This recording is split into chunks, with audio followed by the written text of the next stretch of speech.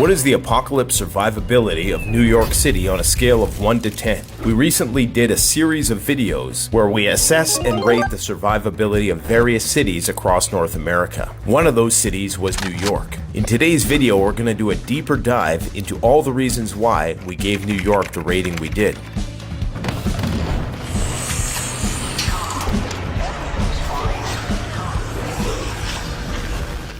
Surviving New York after disaster strikes. The cons.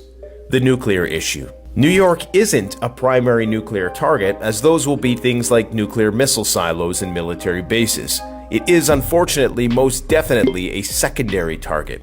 If a nuke gets dropped here, it won't just be one. Expect several nuclear detonations. And because the 10,000 Cold War era nuclear fallout shelters have mostly been decommissioned, anyone who survives the blast will likely die of acute radiation sickness if they're within the New York metro area after the bombs drop, depending on the direction of the prevailing winds. You can expect that the 209 miles of NYC subway tunnels will be inhabited by all manner of post-apocalyptic mutants trying to survive after the bombs drop.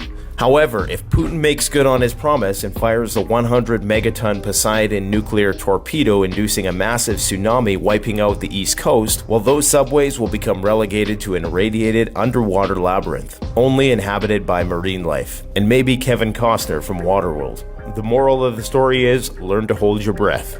If New York's public service announcement on what to do in case of a nuclear attack is any indication of how prepared the government is to deal with a real emergency here, you are most certainly on your own. Get inside, stay inside, and be quiet is not a winning strategy. If you follow the government strategy, there's no need to prepare for the long term, because you won't last long. Population density. New York is, after all, the most densely populated place in all of North America, with nearly 26,000 people per square mile and climbing. 15,000 gang members call this lovely place home, up from only 11,000 in 2021. There's also 60,000 people doing time within the New York Metro's many jails, and those are only the ones dumb enough to get caught. You can most definitely expect a descent into complete lawlessness as roving packs of marauders pillage street by street when the 36,000 police officers and 15,000 military personnel at Fort Drum don't report for duty the day after the shizzy hits the fizzy. Due to the harsh gun laws, it's very likely that most people who own a gun in NYC won't have a permit for them, if you know what I mean. So if you can do so, get a means of self-defense while you lawfully can. Unfortunately, New York is surrounded by most of the USA's nuclear reactors and their spent nuclear fuel. These will be ticking time bombs after disaster, as they won't be properly maintained, and when the colloquial China syndrome kicks in, it will relegate the eastern seaboard to an irradiated cesspool of death and destruction. What about water? New Yorkers rely fully on the grid to pump water into the city. Without a functioning power grid, you and a million others will likely be destroying your kidneys with seawater and die of dehydration. So learn to distill or desalinate water while you still can. Fortunately, the city gets plenty of rain, so anybody with a rain catchment system should be able to harvest a bit of the 45 inches of rain that falls on average here every year. Make sure you have a way to melt snow when the winter comes. Speaking of water, there's not going to be much of it to extinguish fires. What fires, you ask? Well, the fires that will be raging throughout the city for multiple reasons. They can be caused due to the apocalyptic event itself. Nuclear weapons, of course, are going to give everything a 10,000-degree suntan. But even a high-altitude electromagnetic pulse can cause numerous electrical fires, as it injects high voltages into the electrical system, triggering small fires throughout the city. But many of these fires will be caused by human negligence. In the aftermath of any sort of apocalyptic event in New York City, people are going to be struggling to stay warm in the wintertime. They will, unfortunately, carelessly attempt to make fires in their homes. It won't take long before most high-rise buildings go up in flames. And don't forget about those lunatic pyromaniacs who just want to watch the world burn and will intentionally light the city on fire. Without fire alarms, first responders, sprinkler systems, and water pressure to fight fires, the New York skyline will quickly become a charred version of its former self, as will those who remain in the high-rise buildings. Your only salvation will be in the rain. All the more reason to leave Manhattan forever.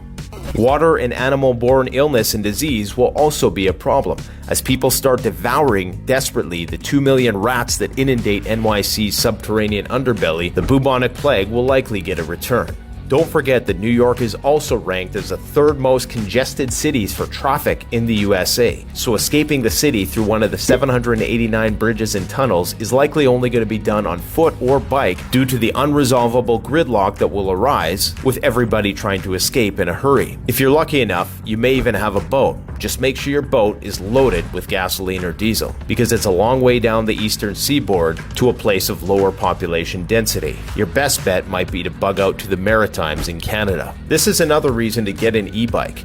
Always keep it fully charged. You just need enough power to quickly get you outside the city limits, and that's when the real fun is going to begin.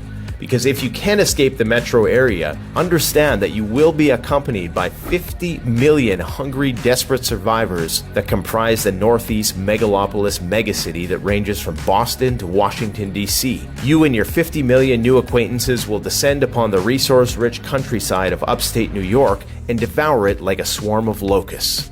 Are there any benefits to living in NYC after the shizzy hits the fizzy? The pros. There's a lot of wealthy people in NYC. Of course, the smart ones are going to bug out, but they're probably going to leave a lot of stuff behind. And that means that there's a lot to salvage if the city isn't completely eviscerated with nuclear weapons. For example, did you know New York City's Federal Reserve Bank has the largest gold storage in the world? The vault is 80 feet below street level and contains $90 billion in gold. Don't think for a second that the government won't be coming back for it when they emerge from their bunkers. When you see armed men in level A hazmat suits emerging from helicopters in Manhattan post-apocalypse, you'll know what time it is, and it's probably time to get out of the way. New York's climate is temperate and more survivable than many interior parts of North America, although it still will be chilly during the winter time. However, with good shelter and warm clothing, you shouldn't die of hypothermia.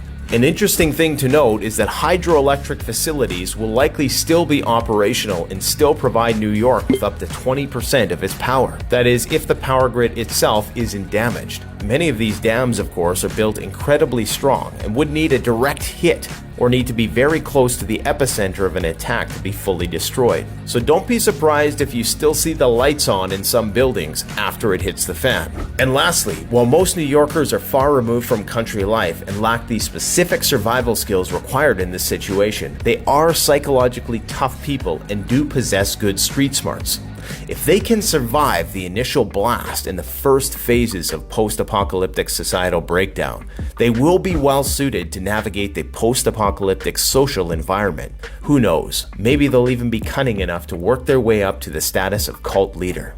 For all the aforementioned reasons, we rank New York City as a 1 out of 10 on the post-apocalyptic survivability scale. Check out our series of short videos where we rate cities on their apocalypse survivability here. And stay